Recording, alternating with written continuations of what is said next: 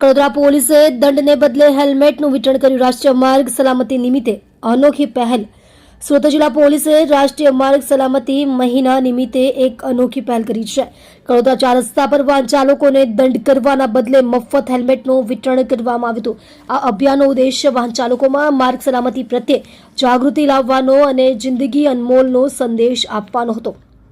આ ખાસ માર્ગ સલામતી અભિયાનનું નેતૃત્વ જિલ્લા ટ્રાફિક પોલીસ ઇન્સ્પેક્ટર ઈશ્વર સિસોદિયા અને વડોદરા પોલીસ ઇન્સ્પેક્ટર ભાવિક શાહે કર્યું હતું. ઝુંબેશ દરમિયાન પોલીસ ટીમે 200 થી વધુ જરૂરિયાતમંદ ટુ વ્હીલર સવારોને હેલ્મેટનું મફત વિતરણ કર્યું હતું. હેલ્મેટ પહેરવા ઉપરાંત ડ્રાઈવરોને ગતિ મર્યાદા અને ઝેબ્રા ક્રોસિંગ જેવા ટ્રાફિક નિયમોનું પાલન કરવાની પ્રતિજ્ઞા પણ લેવડાવવામાં આવી હતી.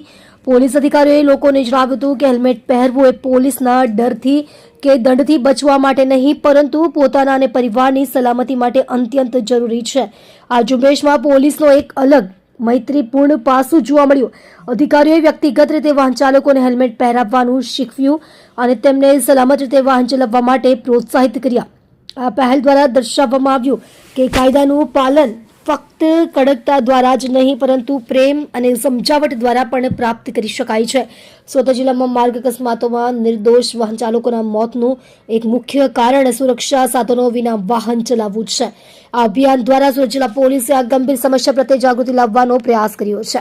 આપ જોઈ રહ્યા છો ગુજરાતની સૌથી પહેલા ખબર આપતી Surat express news channel, director Rajesh મંગલેની સાથે.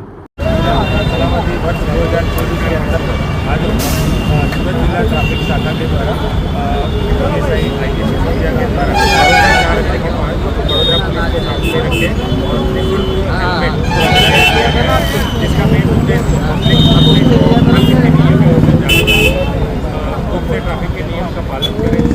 इस कारण से ये प्रोग्राम रखा गया था. इस प्रोग्राम में जो गुजरात सरकार की अलग अलग योजना है, जिसमें राहत योजना है, हिट एंड रन की योजना है, उसमें पब्लिक को क्या बेनिफिट मिलता है और उसमें अगर किसी की अगर मदद करते हैं तो कि किस तरह से उनको अप्रिशिएट किया जाता है सरकार का नियम है, उसकी जानकारी दी गई और ये हेलमेट लेके